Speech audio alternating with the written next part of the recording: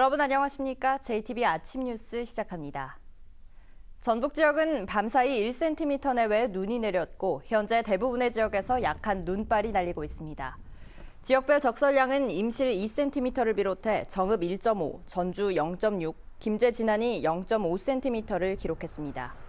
이번 눈은 오늘 오전까지 내리다 그치겠고 해안 지역은 강한 바람이 불겠습니다. 오늘 낮 최고 기온은 8도로 어제보다 높겠습니다. 내일 아침까지는 기온이 평년보다 낮아 춥겠지만 낮부터 평년 기온을 회복하겠습니다.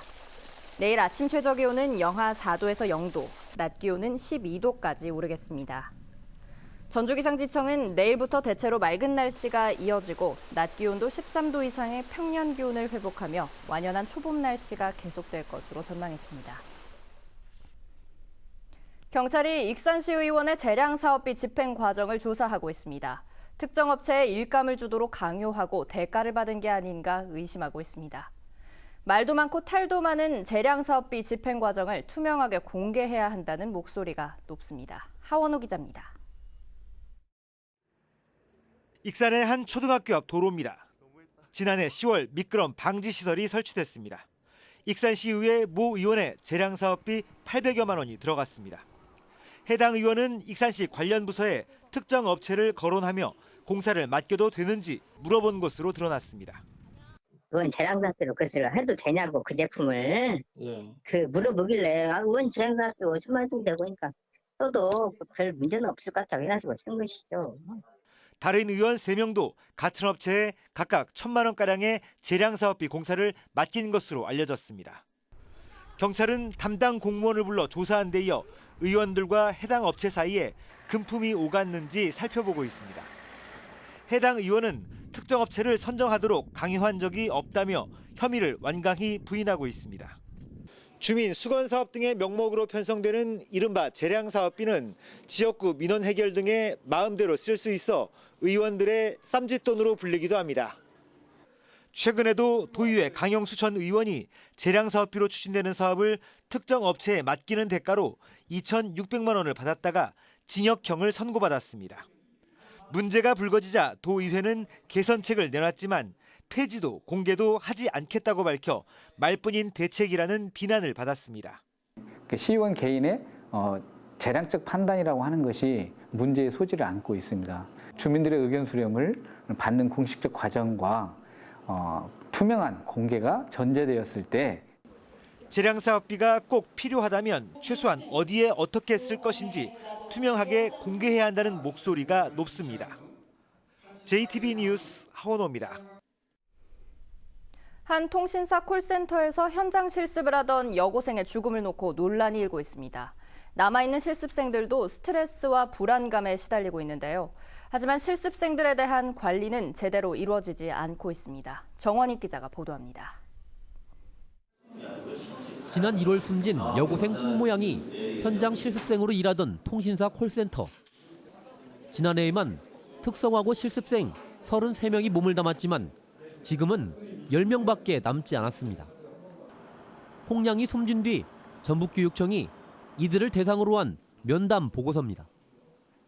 대부분 업무와 실적 스트레스는 물론 불안감을 호소하고 있습니다. 진단지를 통해서 일단 살펴보고 있고 그 부분에서 관리를 하고 있는데 다소 이제 말씀도 하셨지만 미진한 부분도 부족했던 부분도 있는 것 같고. 하지만 전북교육청은 아직까지 몇 명이 이 콜센터에 실습을 나왔고 돌아갔는지 등에 대해서는 파악을 못하고 있습니다. 숨진 홍양 등 실습생들의 급여도 도마 위에 올랐습니다.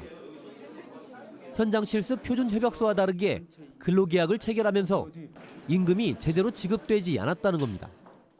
저희는 이제 현재 계약서하고 근로계약서하고 1차적으로 지도를 하고 있죠. 이번 건이 상이하다고 보여지는 부분이 있습니다. 시민단체들은 공동 대책위를 꾸리고 이번 사건에 대한 진상규명과 개선 대책 마련을 촉구했습니다. 그런 전반적인 콜센터의 이런 비인간적인 작업 환경 바뀌어야 한다라고 생각을 합니다. 또 매일 아침 콜센터 건물 앞에서는 추모 시위를 벌이고 이번 금요일에는 추모 문화제를 열 예정입니다. JTB 뉴스 정원익입니다. 군산항에는 수입고철의 방사능 오염 여부를 확인하기 위해 방사선 감지기가 설치됐는데요. 1년이면 수십 건의 방사성 물질이 검출되고 있지만 그 결과는 공개되지 않고 있습니다. 김진형 기자입니다. 지난 2014년에 군산항에는 모두 7대의 방사선 감지기가 설치됐습니다. 원전 사고가 발생한 일본 후쿠시마에서 수입한 고철을 방사선 검사도 않고 통과시켜 국민 건강을 위협하고 있다는 지적 때문입니다. 2015년에 수출입 물품에 대한 방사성 물질을 조사한 결과 38건이 검출됐습니다. 지난해에도 26건에 이르러 한 달 평균 2건 이상 방사성 물질이 검출되고 있습니다. 방사능 물질이 빈번하게 검출되고 있지만 그 결과는 일반 시민들에게 공개되지 않고 있습니다. 실시간 방사능 수치를 공개, 만약에 사고에 대비하도록 하는 국가환경 방사선 감시망과는 대조를 보이고 있습니다. 시민단체는 방사능 감지기를 운영하는 원자력안전위원회와 군산시가 시민들의 안전에 관심을 보이지 않고 있다는 지적입니다. 방사능은 주민 건강에 심각한 영향을 미칠 수 있는 만큼 관련 정보를 공개해야 한다고 요구하고 있습니다. 군산 시민이 알 수 있는 홈페이지라든가 아니면 그 지역사회 공지처럼 시청을 통해서라도 공지할 수 있는 시스템이 원자력안전위원회와 그 지방정부가 맺어가지고 만들어내야 된다고 생각합니다. 주민 건강을 보호하기 위해 군산항에 방사선 감지기가 설치된 만큼 관련 정보가 공개될 수 있도록 제도 개선이 이루어져야겠습니다. JTB 뉴스 김진영입니다. 올 들어 2달도 안 되는 사이에 전주동물원의 호랑이 2마리가 폐사했습니다. 1년 새 대형 동물 4마리가 평균 수명을 채우지 못한 채 폐사했습니다. 권대성 기자가 보도합니다. 폐사한 전주동물원의 호랑이는 벵골산 수컷입니다. 한 달 전부터 설사와 혈뇨 등의 증세를 보였습니다. 동물원 측은 악성 빈혈로 수혈 말고는 치료 방법이 없어 치료가 어려웠다고 설명했습니다. 폐사한 호랑이는 10살로 호랑이의 평균 수명은 13년에서 15년입니다. 호랑이가 폐사한 건 올 들어서만 2번째입니다. 지난 1월 중순 이번에 폐사한 호랑이의 형제인 수컷 13살 호랑이가 신장 기능이 나빠져 갑작스럽게 폐사했습니다. 지난해 3월에는 원숭이과의 맨드릴 1마리가 급사했고 10월에는 기린 1마리가 폐사했습니다. 평균 수명을 고려하면 10년에서 20년은 더 살 수 있었습니다. 1년 새 대형 동물 4마리가 평균 수명을 채우지 못하고 폐사한 셈입니다. 동물원에 수의사는 3명, 사육동물은 100여 종의 600여 마리로 정기 검진은 엄두를 못 내는 등 체계적인 질병 관리는 역부족이었습니다. 동물 마리수가 많다 보니까 지금 저희가 수의사 3분이 있는데 2분만 진료를 하고 있고 한 분은 사육팀장을 하고 있기 때문에 그런 부분에서는 약간 부족한 부분이 있습니다. 지난해 동물원은 자체 동물병원을 갖췄습니다. 하지만 장비와 의료진 역량 등 보완이 필요하다는 지적입니다. 여전히 진료할 수 있는 장비라든지 그다음에 여러 가지 수술할 수 있는 여건들이 채 갖춰져 있지 않는 것 같고요. 동물원 측은 수의사 1명을 새로 뽑고 있고 대학 등과의 협진도 강화하기로 했습니다. 생태 동물원으로 탈바꿈을 선언하고 열악한 사육시설을 바꿔가고 있는 전주동물원. 질병관리 체계에 대한 점검과 대책도 뒤따라야 할 것으로 보입니다. JTB 뉴스 권대성입니다. 익산 국가식품 클러스터에 처음으로 해외 연구소가 입주했습니다. 하지만 규모가 작고 상주하는 인력이 없어 연구소와 입주 기업이 함께 발전해 나갈 수 있도록 유도하는 일이 시급해졌습니다. 보도에 송창용 기자입니다.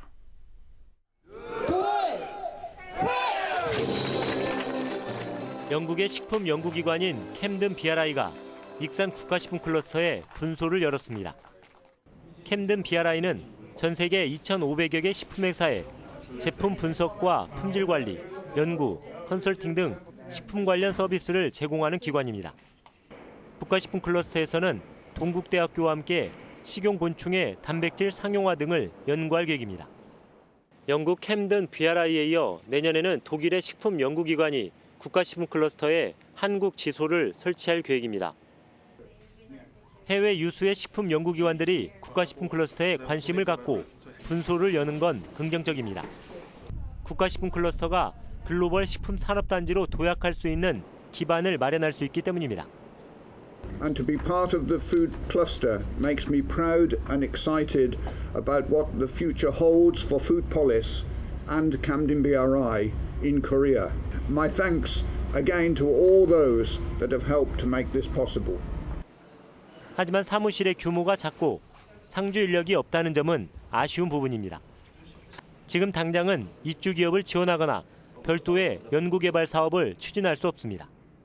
내년도에부터 이제 기업이 많이 입주가 되고 활성화된다면은 상주를 할 것으로 생각합니다. 그리고 이 업체들하고 같이 발전을 할 수 있을 것으로 생각을 합니다.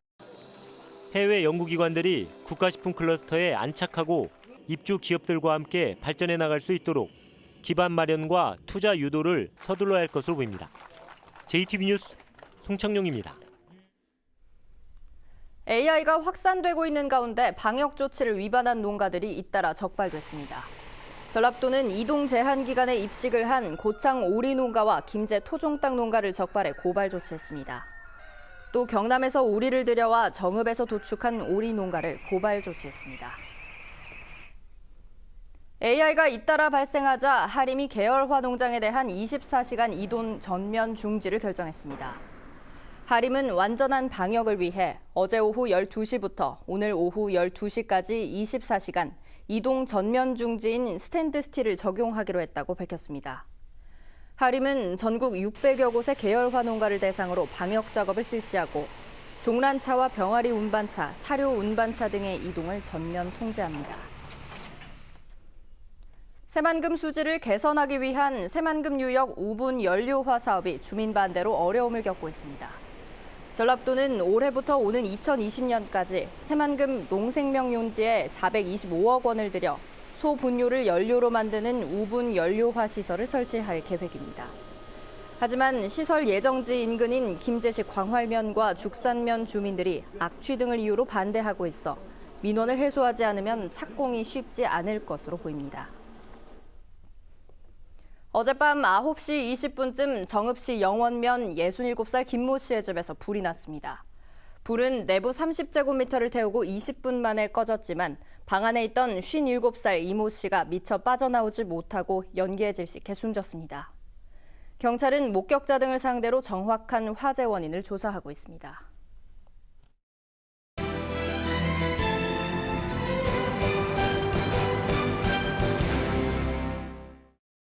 국내 생산량의 60%를 차지하고 있는 남원 춘향의 부각이 지역 농업 특성화 공모 사업에 선정됐습니다. 남원시는 부각 제조로 연간 찹쌀 100여 톤이 소비되고 25억 원의 농가 소득을 올리고 있는 만큼 표준 레시피를 통한 균일화된 맛으로 통합 마케팅을 추진해 올해 판매액을 10% 이상 높이기로 했습니다. 장소군은 오는 10일까지 읍면을 통해 내년도 과실 전문 생산단지 기반 조성 사업에 신청을 받습니다. 내년부터 2년 동안 20억 원이 투입되는 이 사업이 완료되면 열악한 과수단지의 용수 부족과 배수 불량 등의 문제가 해소돼 영농 환경이 한층 개선될 것으로 기대됩니다. 완주군이 학생 급식 재료로 지역에서 생산되는 안전하고 신선한 로컬 푸드를 공급하기로 했습니다. 완주군은 공공급식지원심의위원회를 열고 지자체와 교육청 예산 50억 원을 투입해 88개 학교 12,500여 명의 학생 급식 재료로 로컬 푸드를 공급하기로 결정했으며 급식비도 지난해보다 200원을 상향 조정했습니다.